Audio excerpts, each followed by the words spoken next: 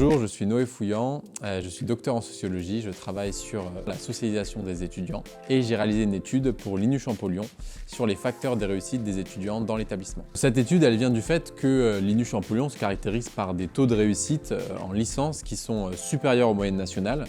Donc le ministère de l'enseignement supérieur calcule chaque année des taux et aussi ce qu'il appelle une valeur ajoutée, c'est-à-dire qu'il regarde les caractéristiques des étudiants, leur parcours scolaire, voilà, quelle mention ils ont obtenu le bac, quel type de bac, leur origine sociale, leur genre. Et à partir de ces caractéristiques-là, ils calculent une différence entre le taux attendu et le taux constaté dans chaque établissement.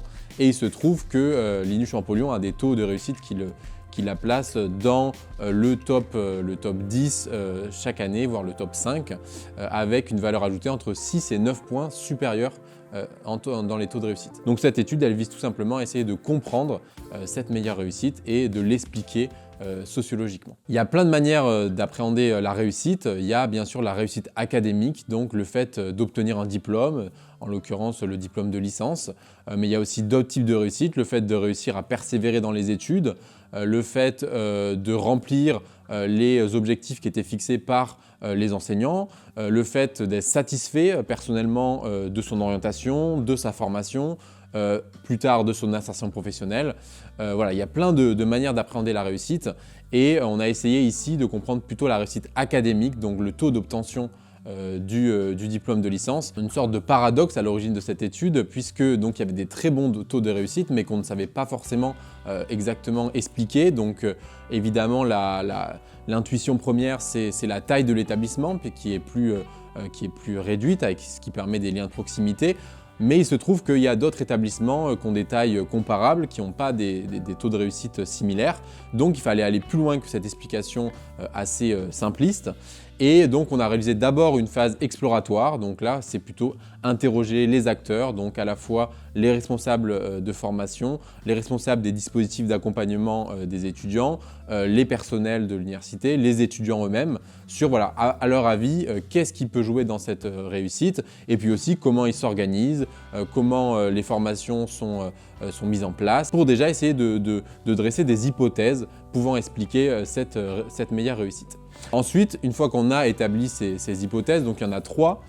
La première hypothèse, c'est les liens de proximité entre étudiants et enseignants. La deuxième hypothèse, c'est la cohésion de l'action pédagogique, c'est-à-dire le fait que les enseignants sont souvent dans de petites équipes avec une forte cohésion et donc ils mettent en place des formations assez dynamiques. Et la troisième hypothèse, c'est l'engagement des enseignants, des personnels en faveur de l'accompagnement et de la réussite des étudiants. Donc une fois qu'on avait ces 3 hypothèses, il fallait les tester et on les a testées via des questionnaires dans 3 établissements.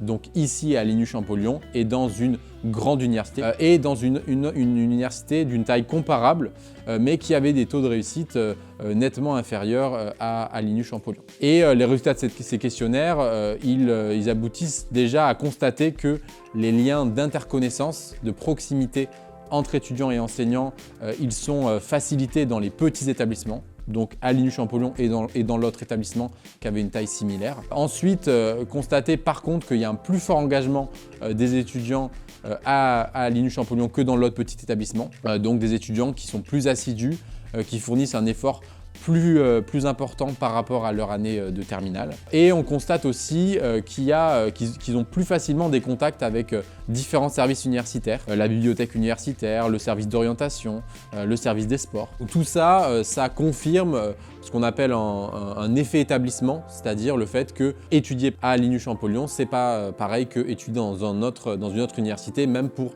les mêmes formations, et que ça peut avoir un réel effet positif sur un certain nombre de dimensions.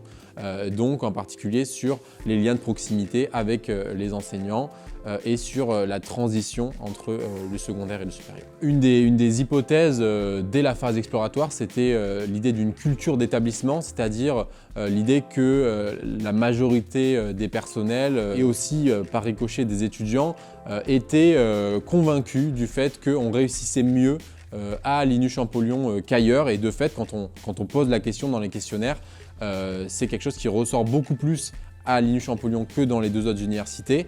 Et donc, c'est des discours qui sont tenus dès qu'on rentre dans l'établissement. Tout ça, ça crée un environnement qui rend plus aisé de s'épanouir tout simplement et donc in fine de réussir ses études.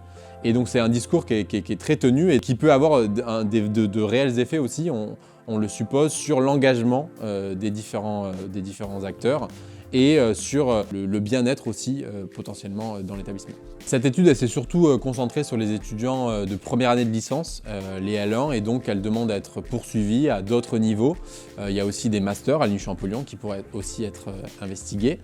Et puis on a assez peu creusé les questions de relations des étudiants entre eux au sein des promotions, la question aussi du cadre d'études qui pourrait être prolongé parce que c'est quelque chose qui est aussi revenu souvent dans les propos des acteurs que tout cela pouvait avoir un effet. Donc cette étude, elle mérite d'être poursuivie.